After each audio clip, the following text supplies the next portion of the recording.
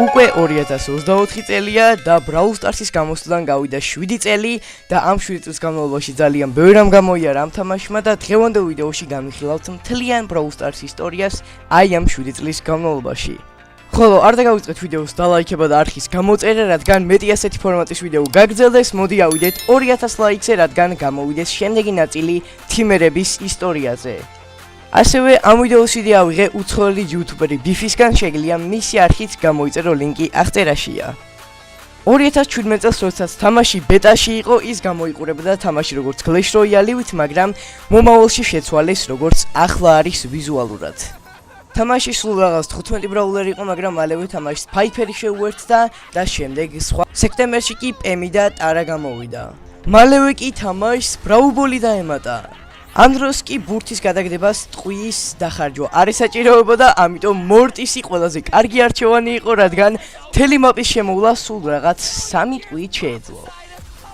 2017 წლის დეკემბერს კიდევ დერილი დაემატა, რომელსაც სუპერით 24 კედლის გავლა შეეძლო, რაც 3-ჯერ უფრო მეტია ვიდრე ახლა შეუძლია. 2018 წლის მარტში კიდევ გამოვიდა თამაში, ერთ-ერთი ყველაზე დიდი განახლება დაემატა PowerPoint-ები და ასევე თამაში გადავიდა უკვე Landscape mode-ზე, როგორიც ახლა არის. ორ თვეში კი თამაშს პენი და ფრენკი შემოუერთდნენ. ასევე გამოვიდა Duo Showdown-ი და Trophy Road-ი და თამაში Haste და Big Box-ების დაემატა. თამაში უკვე Android-ებზეც იყო ხელმისაწვდომი, ასევე ჯემები დაემატა, რომლებიც 5-დან შეიძლება ამოსულიყო. ასევე მორტისის რემოდელი და მეტეორი და ასევე Energy Drink-ი. ასევე დაემატა Replay სისტემა, სადაც შეგეძლო გენახა თუ ვის შეხვდი და გენახა მატჩიც. Hey guys, my name is Ryan. I'm a community manager for Brawl Stars at Supercell, and today I have some news. Brawl Stars is going global! That's right. თამაში გლობალზე გავიდა, რაც იმას ნიშნავდა, რომ უკვე ნებისმიერ შეეძლო ნებისმიერ მოწყობილობაზე ამ თამაშის თამაში და ასევე ლიონი დაემატა, რომელიც ძალიან OP იყო. 2019 დასაწყისში კი ჯინი გამოვიდა, რომელიც საკმაოდ ნორმალური ბრაულერი ჩანდა, სანამ ის სუპერს გამოიყენებდი, რომელიც უბრალოდ თამაშს გიქრაშავდა. თებერვალში კი კარლი გამოვიდა თავის რამდენიმე სკინთან ერთად და ასევე სიჯიც დაემატა. ცოტა ხანში როზაც დაემატა, რომელიც ძალიან OP იყო გამოსვლის დღეს და სულ რაღაც 4 დღეში იგი დაინერფა. ცოტა ხანში კი ბოს რემოდელი გამოვიდა თავის ტრეინინგ კეივთან ერთად და ასევე Brawl TV-ს ყურებაც შეგეძლოთ უკვე. და მარტში კი გამოვიდა ახალი ბრაულერი ბიბი, ასევე ტიკი გამოვიდა. ცოტა ხანში კი ჯუბას რემოდელის ვიხილეთ და ძალიან ბევრი მეორე star power-ი, ასევე star point-ებიც. ადრე მხოლოდ 20 რანკი იყო მაქსიმუმ, მაგრამ ცოტა ხანში შეიცვალა და თამაში დაემატა 15 ახალი რანკი და ასევე Piper-ის რემოდელი, ასევე ახალი ბრაულერი 8-bit-ი, რომელიც Solo Showdown-ზე ძალიან OP იყო თავის star power-ის გამო, რომელიც ეხმარებოდა მის გაცოცხლებას ხელახლა. და ასევე ეს დაეხმარა საქართველოში პირველი რანკ 35 ბრაულერის დადებას და მას star power-ი საბოლოოდ მაინც შეუცვალეს, იმიტომ რომ ძალიან OP იყო. 2019 წლის სექტემბერს კიდევ დაემატა Sandy, ასევე El Primo-ს სკინები, ასევე Takedown-ი, Lone Star. 2019 წლის ოქტომბერს კიდევ გამოვიდა MZ, ასევე გამოვიდა Power Play, რომელშიც ყოველ დღე უნდა გეთამაშას 3 მეჩი, აგროვებდი რაღაც point-ებს, რომელიც ყოველ 2 კვირაში ერთხელ გადაიცვლებოდა star point-ებად. ასევე თამაში პირველი კოლაბორაცია გამოვიდა, რომლითაც შეგეძლო გეყიდა El Primo-ს ძალიან საყვარელი სკინი, რომელიც თამაში B დაემატა წლის ბოლო განახლებაზე, ასევე მასთან ერთად Maxi გამოვიდა და დაემატა წლის game mode, რომელსაც Pleasant Plunder-ი ერქვა. 2020 წლის დასაწყისში გამოვიდა Mr. P Hot Zone-თან ერთად.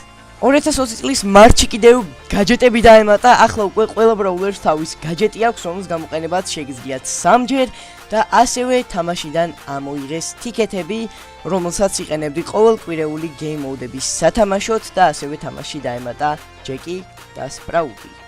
ასევე ფეხბურთის კლუბ Paris Saint-Germain-თან კოლაბორაცია, რომელსაც არავინ ელოდა.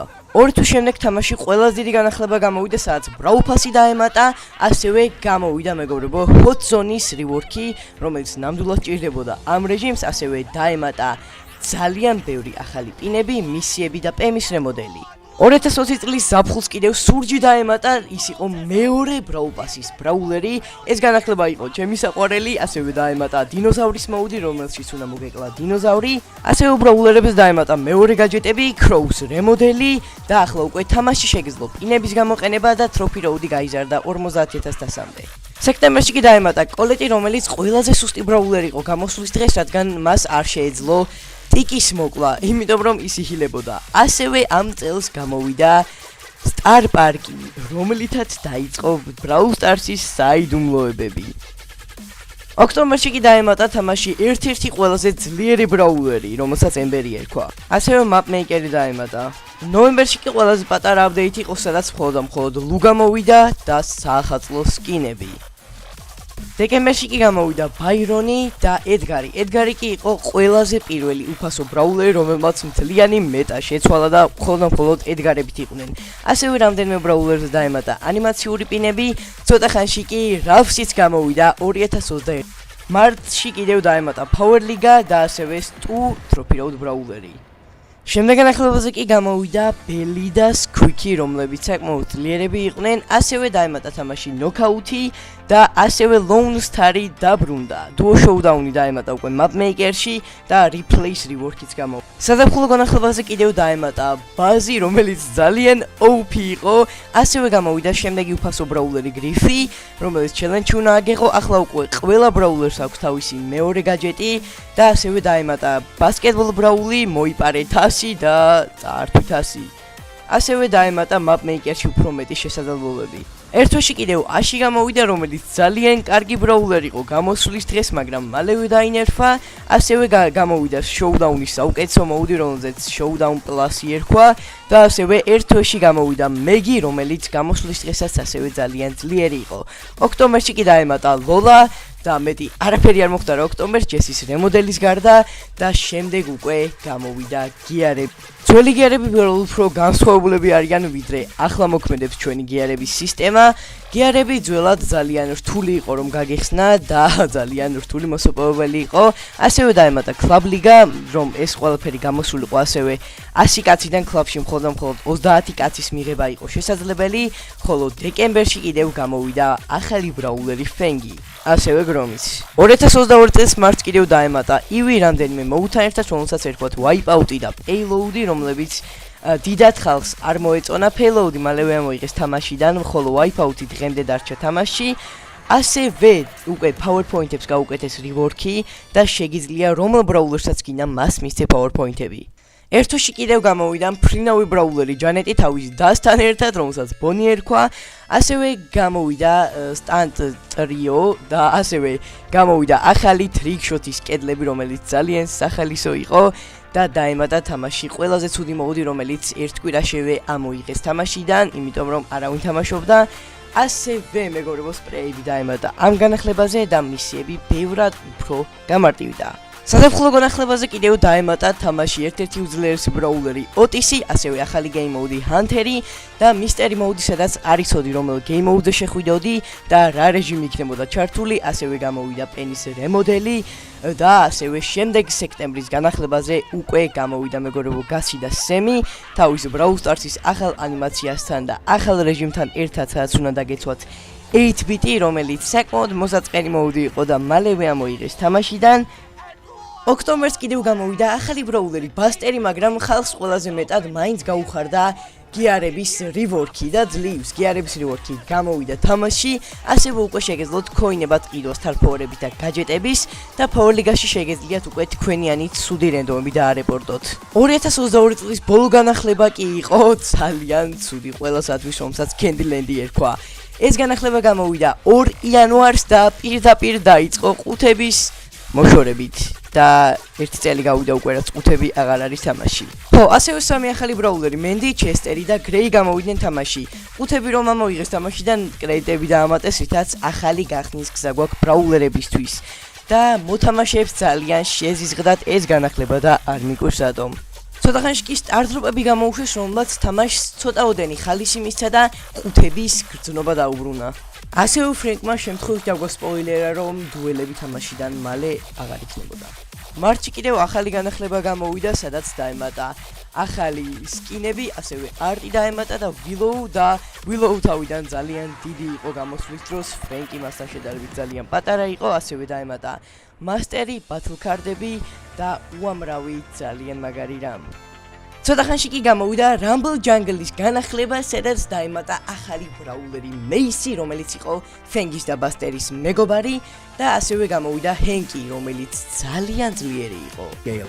ხო, ბრაულერებს რომ თავი დავანებოთ, ეს განახლება ძალიან კარგი იყო უფასო მოთამაშეებისთვის, რომლებიც თამაში არ ადონატებდნენ, რადგან თამაში გამოვიდა ბლინგები, რომელთაც შეგეძლოთ სკინები ფაქტიურად უფასოდ გეყიდათ.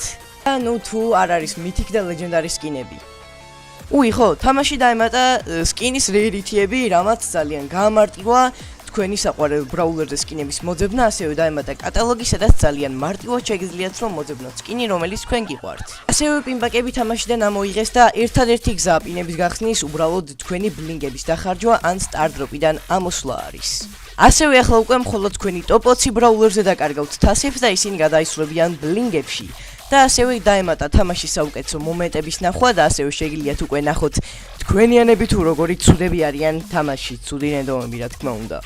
ასევე ახალი შოუდაუნის მოუდი. 2023 წლის საზაფხულო განახლება, რომელშიც გამოვიდა კორდელიუსი და დაგი. უბრალოდ კორდელიუსი გაიხსენეთ.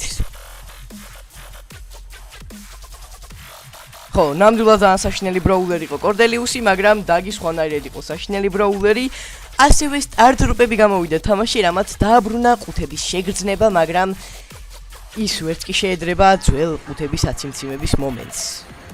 მაგრამ უმეტეს წილად ძალიან ცუდ აიტემებს იღებთ, მაგრამ ხანდახან როდესაც ლეგენდარი გამოვა და რამე კარგ სკინს დააგდებთ, სტარდროპი უბრალოდ ძალიან გიყვარდებათ. ასევე ამ განახლებაზე დავუმშვიდობეთ პაულას. It's with a heavy heart that I announce this will be my last Brawl Talk. პაულამ გადაწყვიტა რომ Supercell-ის ახალ თამაშზე კონცენტრირებულიყო, რაც იმას ნიშნავს, რომ ახალი community manager-ი ყავს. 30 აგვისტოს კი Brawl Stars-მა დადო ანიმაცია, სადაც ახალი თამაშის მექანიკა ჰიპერჩარჯი წაგვიდგინეს. სექტემბერს კიდე Brawl Talk-ი გაეშვა, სადაც აგვიხსნეს აი ამ ჰიპერჩარჯის შესახებ, რომელიც იყო ახალი სუპერი, რომელიც თქვენ სუპერს აძლიერებდა damage-ს და თქვენს HP-საც უმატებდა.